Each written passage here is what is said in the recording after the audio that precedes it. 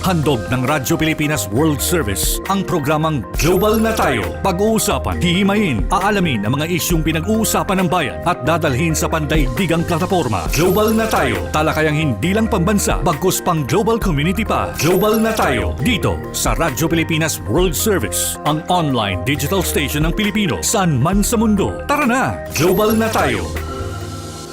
Muli po, isang mainit at mapagpalang pagbati mula po dito sa inyong himpilang Radyo Pilipinas World Service. Ito po ang programang Global na Tayo. Ako po inyong lingkod, Ray Sampang. Muli nag-aanyaya sa isa na namang edisyon ng ating programang ito.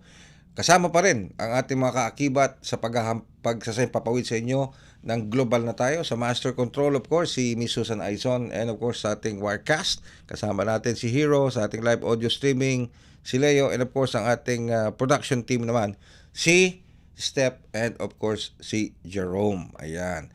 And of course tayo po ay nasusubaybayan sa pamamagitan ng ating live Facebook broadcast.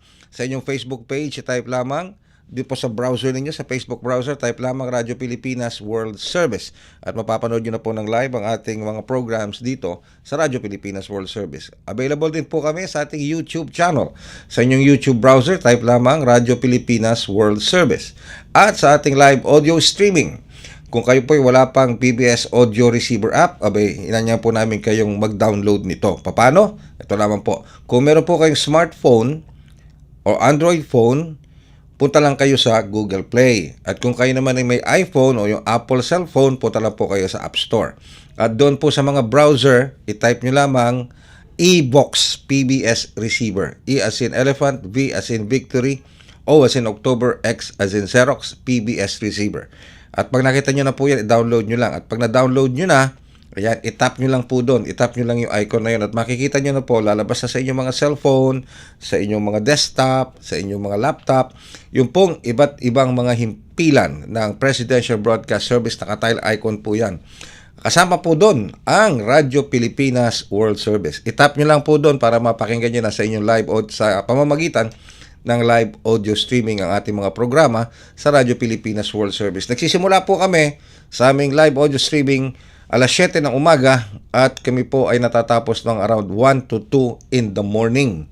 Ano po yan? Sige. So, mula umaga hanggang umaga, kami ang inyong kasama dito sa Radyo Pilipinas World Service, ang online digital platform ng Presidential Broadcast Service. Muli po ako yung lingkod, Ray Sampang. So, inanyahan po namin kayo, like, share, and subscribe dito po sa ating mga social media platforms made available para po sa inyo. Alright? Samantala, bago ako magpatuloy, ito magandang mamaya antabayan na po ninyo ating panayam again with the Commission on Filipino Overseas. Ito naman po pag-uusapan natin, back to back tayo, ha? Back to back tayo. Kanina napanood niyo ang Commission on Filipino Overseas. Ngayon, dito sa ating programang Global na Tayo, makakasama natin muli ang Commission on Filipino Overseas. Pag-uusapan naman natin yung kanilang 45th anniversary. Ano ba ang mga planong nakalatag? Ano ba ang mga naging accomplishment ng CFO sa ilalim ng pamumuno ni Secretary Clink Ang? And of course, meron pa silang tinatawag na pakikipag-ugnayan, yung reintegration nila sa iba't ibang mga ahensya ng gobyerno tulad ng Department of Migrant Workers, ng Department of Labor and Employment at ng DFA. Dito po sa tinatawag nilang reintegration program. Sa pagbabalik po yan ng ating programa, makalipas lamang ang ilang paalala. Para sa kanyang pagpunta sa Kuala Lumpur, Malaysia para sa 46th ASEAN Summit ay pinangunahan ni Pangulong Ferdinand R. Marcos Jr. ang 16th BIMP Iaga Summit para markahan ang ika-8 taon ng pagtutulungan para sa pag-unlad ng Brunei Darussalam, Indonesia, Malaysia at Pilipinas. Our joint initiatives in connectivity, trade and investment facilitation, food and energy security, ecotourism, and green development have advanced significantly, reinforcing our commitment to narrowing the development gap in our sub-region. Binigyan din ng Pangulo na dapat ay pagpatuloy ang kooperasyon at mas palakasin pa ang pagkakaisa para sa mas matatag na hinaharap. The path ahead calls for even greater synergy, innovation, and political will. I am confident that through our cooperation, we will continue to transform these aspirations that we have held into lasting impact for our peoples. Para sa iba pang mga balita at impormasyon, manatiling nakatuto. Tapat sa pag-uulat. Radyo Pilipinas, Radyo Publiko, 738. Ay, kayo po'y patuloy na sumusubaybay dito sa ating himpilang Radyo Pilipinas World Service. At ito po ang programang Global na Tayo. Ayan. Pero bago tayo dumako dito sa ating muling panayam sa Commission on Filipino Overseas, may paalala po ang Department of Health, lalong-lalo na sa ating mga kababayan na nasa labas ng bansa, yung ating mga overseas Filipino workers or Filipinos living and working abroad. Ano yung paalala? Mula sa Pag-asa. Sabi ho kasi ng Pag-asa, nagsimula na ang habagat season. Ibig sabihin, ang rainy season sa Pilipinas. Nagsimula na po. Yan po yung official declaration ng ating Weather Bureau, ang Pag-asa. Kaya tayo po yung nagpapaalala sa ating mga kababayan dito sa loob ng Pilipinas. At maging kayo na nasa labas ng bansa, baka pwede nyo paalalahanan ng inyong mga mahal sa buhay na nasa loob ng bansa dito sa Pilipinas na mag-ingat, laging magdala ng payong, laging magdala ng kapote, pananggala sa ulan. At huwag magbabad sa tubig baha.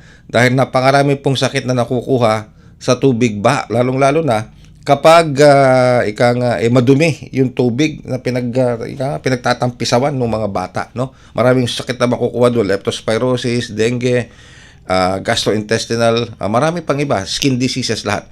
Pero siyempre, yan po yung paalala lang. Paalala po natin. Ano po? Sige. Alright, tuloy-tuloy na po tayo sa ating programa. Nasa linya na po natin ang komunikasyon ang ating Commission on Filipino Overseas, ang director po ng Policy, Planning and Research Division ng CFO. Walang iba kundi si Director Rodrigo V. Garcia. Magandang araw po, Sir Rod. Si Ray Sampang po ito sa programang Global na Tayo.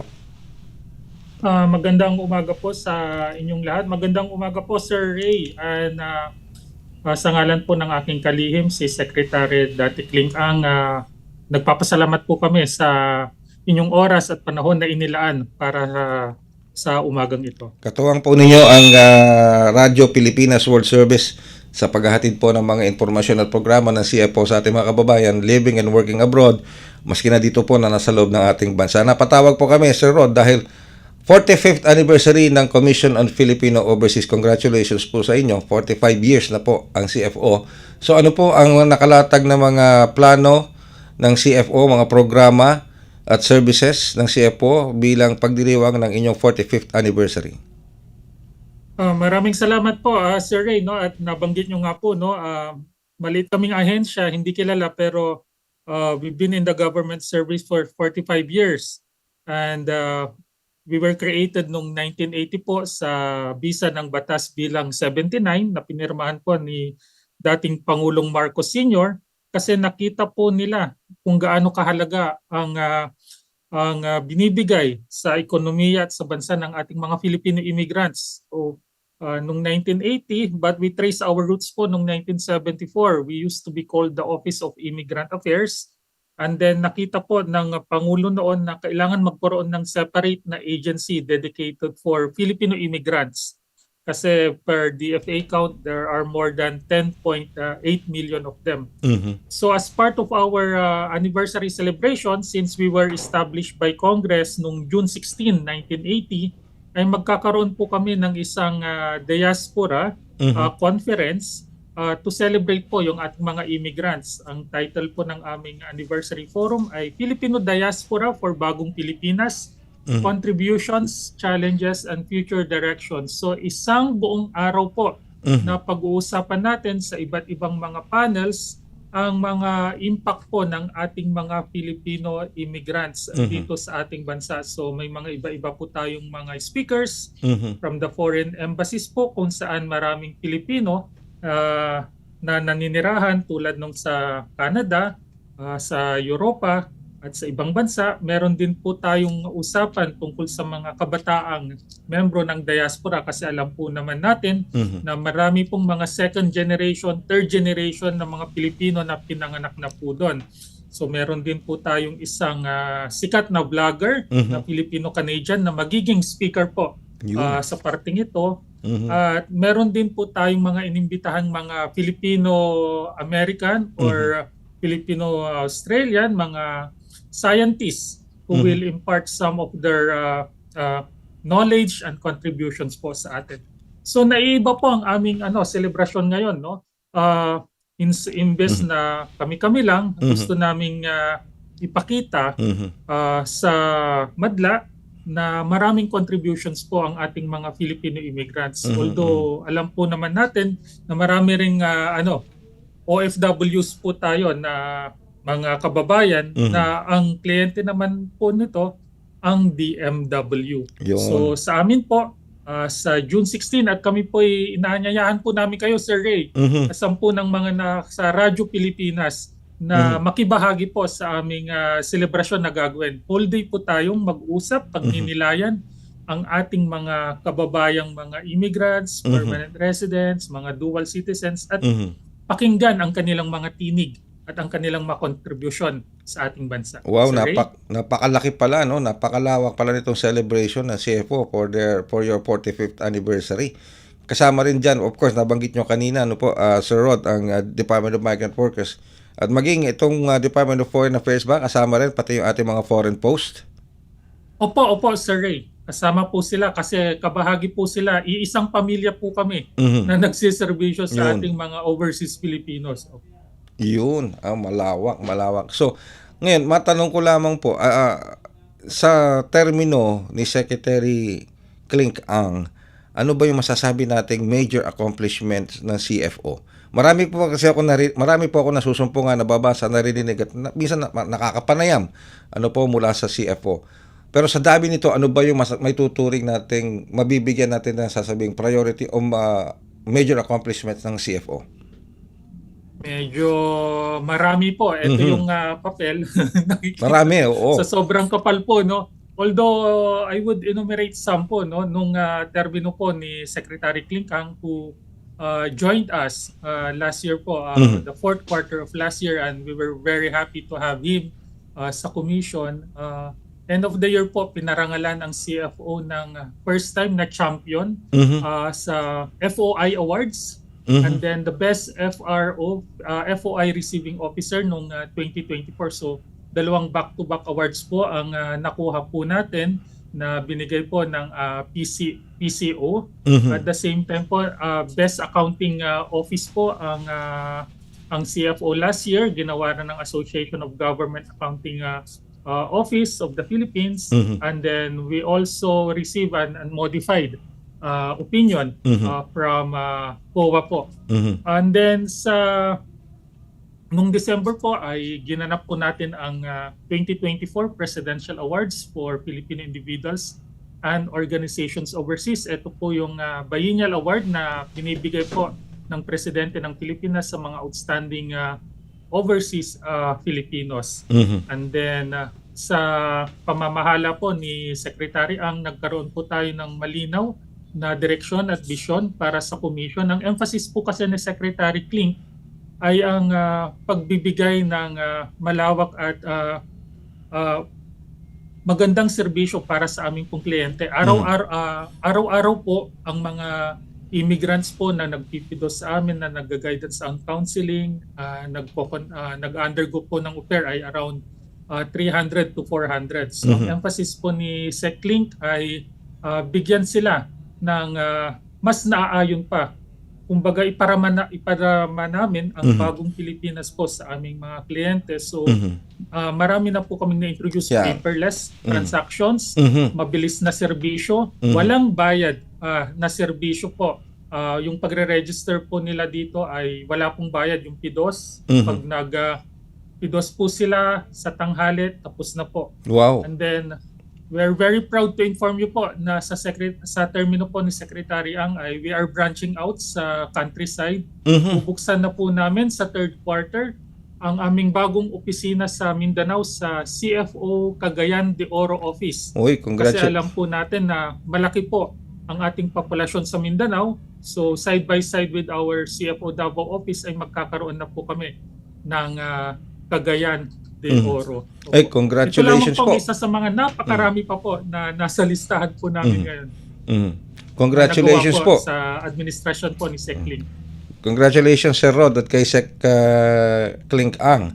At ika nga lumalaki ang reach ng CFO dyan sa bahagi ng Mindanao. Cagayan de Oro, tama po yun, ano? Sir Rod, Cagayan de Oro. Yes, sir, Ray. Cagayan de Oro po. Yan. Tama-tama. Meron tayong kapatid na himpilan, Radyo Pilipinas, Cagayan de Oro. We could probably ask them to cover yung opening ninyo dyan ng CFO Opo, Regional sir, Ray. Office. Automatic po yun, sir, Ray. Yan. First on the guest list. Yan. Ang Radyo Pilipinas, CDO. Yun. Yeah. Sila Ma'am Ditas Gualberto dyan sa Cagayan de Oro. Alright. Sige po. Pero nabanggit nyo po yung mga digital processing, nag-transition na rin kayo doon bilang isang accomplishment from the previous.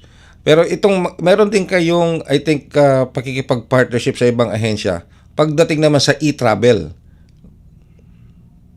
Yes, sir. Yes, sir, Ray. Tama po, no? Kasama na po kami dun sa etravel.gov app po na dinevelop po ng DICT.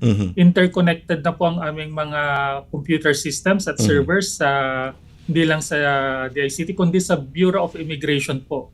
No, so pag dumadaan po yung mga kliyente namin, pagka-scan po ng immigration officers po sa kanila, it only takes seconds to verify kung dumaan po sila sa CFO o hindi po. So ano lang po yun, wala ka ng papel na ipapakita, sa passport mo pa lang makikita kung client ka ng CFO na dumaan dito or DMW. Alright. When we say kasi Sir Rod, pag sinabi nating client ka ng CFO, these are not the overseas Filipino workers applying abroad. These are Filipinos, inaasikaso yung mga papeles nila to live abroad together with their spouses na mga foreigners, pati kasama yung mga anak. Tama po ba yun? Yes, sir, Ray. Tama po. Ang kliyente po namin ay yung mga, kumbaga sa ating local parlance, yung mga kilalang, yung mga pinitisyon. Yes. Ito po yung mga for good. Ito po yung mga nag-aantay na petisyon ng kanilang pamilya na pupunta ng Amerika, Canada, Italy, Spain.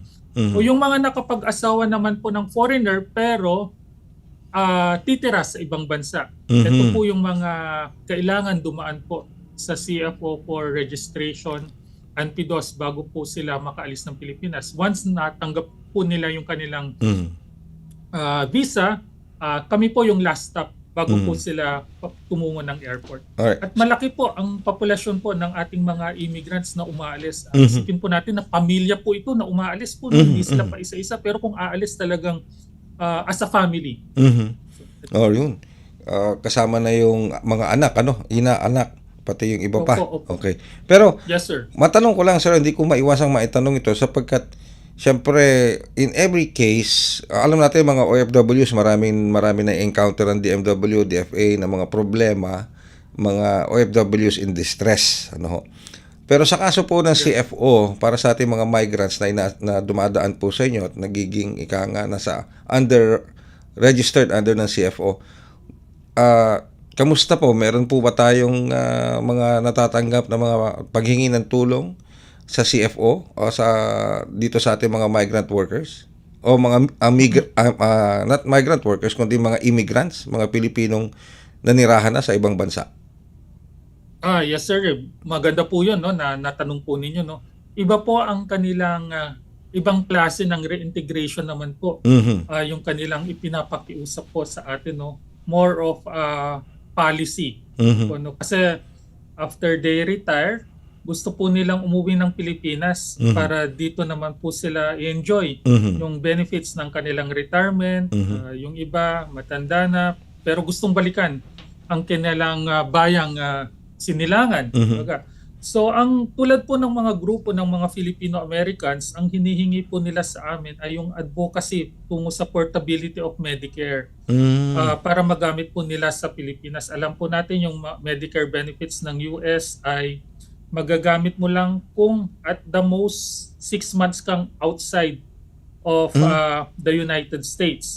So ang gusto po nila, since gusto nilang kumbaga for good dito o mag-retire ayaw dito. nilang gusto nilang magamit yung kanilang Medicare benefits para sa iba't ibang pangangailangang medical nila, pero hindi naman nalilimitahan ng 6 months lang kasi kailangan nilang bumalik. So ito po yung pinatawag po ni Secretary Klink nung first quarter, yung mga iba-iba pong stakeholders sa government, sa PhilHealth, sa DOH po, at sa DFA at yung mga major medical hospitals po dito para matulungan po ang mga Filipino-American groups ni na Mr. Eric Lachica para po mag-lobby po tayo sa US Congress na sa batas para po magamit po nila yung portability po nila dito. May mga ganito ring similar requests ang ating mga Filipino-Australians kasi po iba-ibang bansa, iba-ibang rule. So ang sa atin po ay tulungan po natin sila sa paglalabi. Previously po ang CFO ay nilabi po yung ilang batas na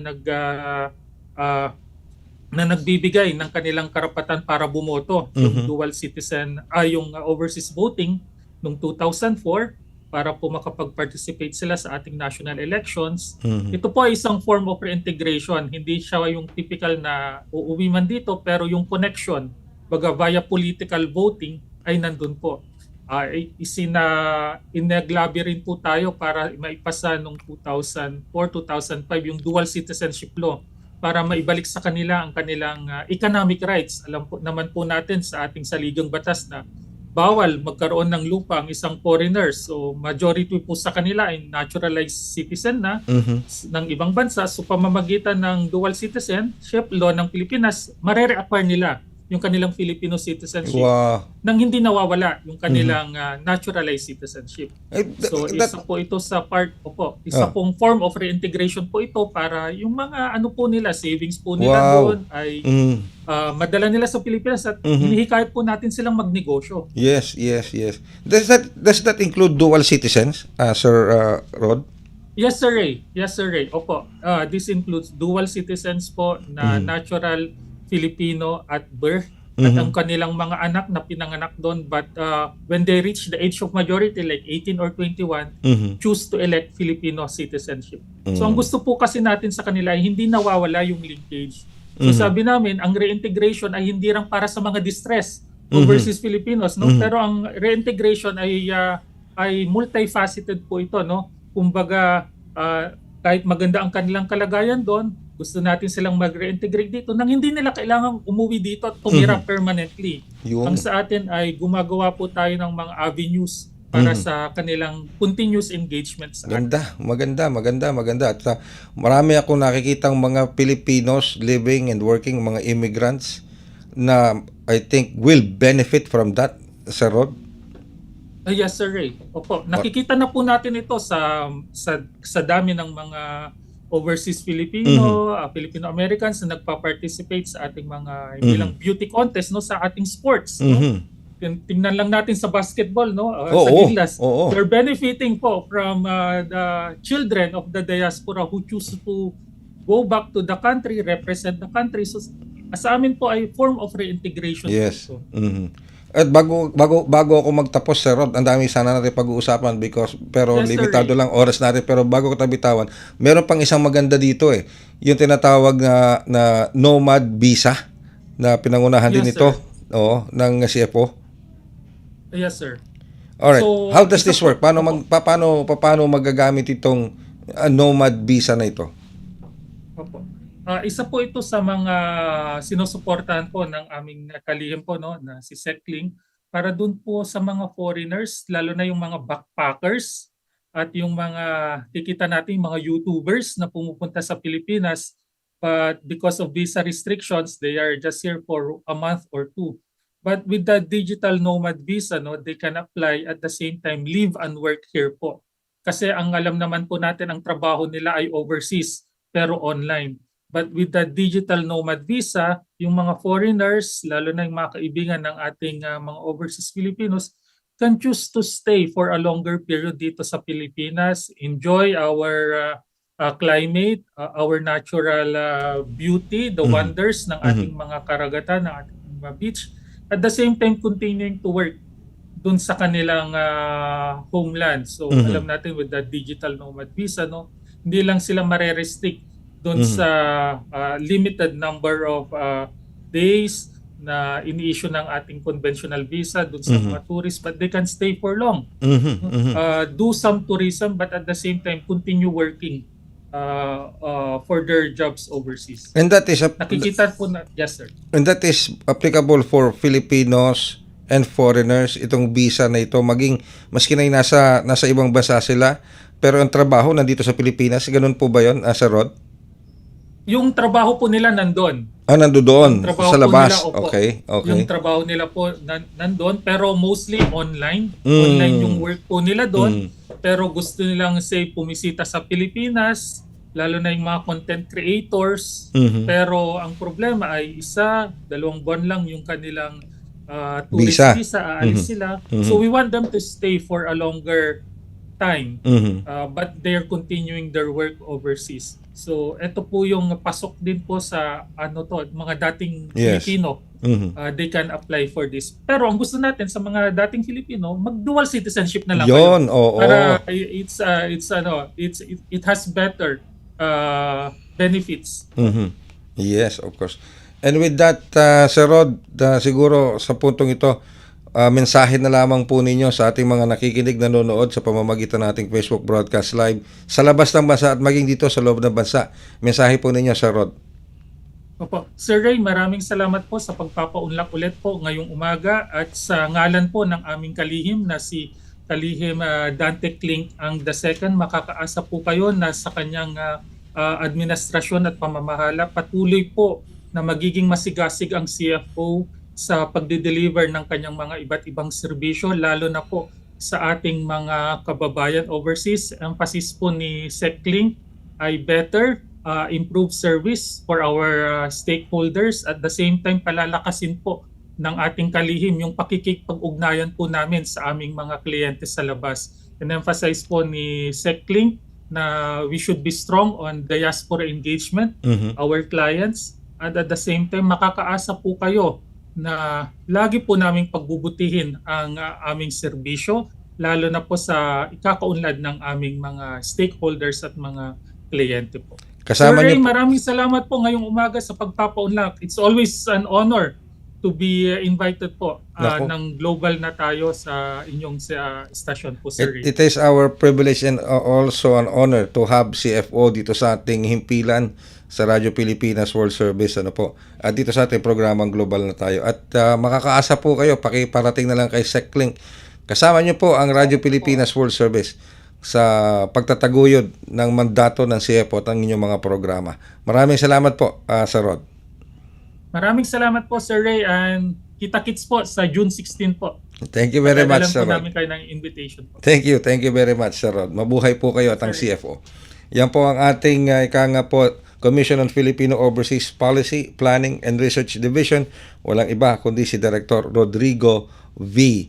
Garcia. At sa pamamagitan po niya, tayo po ay magpipinid na. Gusto ko pa sana pahabain yung ating panayam kay Director Garcia, kay Sir Rod. Kaya lang, we're limited ang oras natin. Ang dami nating pwedeng pag-usapan, ang dami nating pwedeng himayin, ang dami mga serbisyo para sa ating mga Filipinos living abroad, living and working abroad, yung ating mga migrants, yung mga residents natin dyan, yung mga immigrants, maging ang mga overseas Filipino workers natin na nagkakaroon na rin ng pagkakataon na matulungan ng CFO sa pamamagitan ng kanilang integration services kasama ang Department of Migrant Workers, ang Department of Foreign Affairs. Malawak po ang magiging selebrasyon ng kanilang 45th year anniversary. Tulad na sinabi ni Sir Rod kanina, kasi yung mga naunang anniversary ng CFO, limitado dito lang, sa kanila lang, sila lang.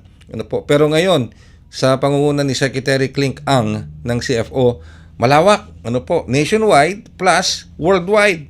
Kasama po diyan ang DMW, Department of Foreign Affairs, and of course, ang ating mga foreign embassies and consulate sa buong mundo. So, ang tabayanan po ng ating mga embahada diyan, yung ating mga ambassadors, yung ating mga consul generals, yung activities ng CFO kasama ang ating mga Filipinos living and working abroad. Sa ngalan po ni Step Vicente at ni Jerome Toledo, ang ating katuwang sa production side, and of course sa Master Control si Miss Susan Aison na nagbabalak pong mag-abroad. Gusto niyang mag-migrate. Gusto niyang mag-migrate sa namimili lang siya kung saan niya gusto mag-migrate. US, Canada, or Ukraine. Yun. Ay, Ukraine. Ano pala? United Nations pala. Ay, United Nations. United Kingdom. Yun. Okay. Sige po. And of course, sa ating master sa ating Wirecast, si Hero. Yeah. Hindi pwedeng umalis si Hero dahil may malulungkot na kasamahan ko dito sa opisina. At nagagalit na yung isa. Okay. Hindi ba? Yan of course, sa ating live audio streaming, si Leo Magpayo. Maraming salamat po sa inyong pagsubaybay. Tabayanan pa rin ang iba pa mga programa dito sa Radyo Pilipinas World Service. Ulitin ko po ha, like, share, and subscribe sa ating pong Facebook page, Radyo Pilipinas World Service. Subscribe sa ating YouTube channel. Sa inyong YouTube browser, type lamang Radyo Pilipinas World Service. At laging tumutok sa ating live audio streaming dito sa ating PBS audio receiver. Maraming salamat po. Ako po yung lingkod, Ray Sampang, hanggang sa susunod na edisyon ng Global na Tayo.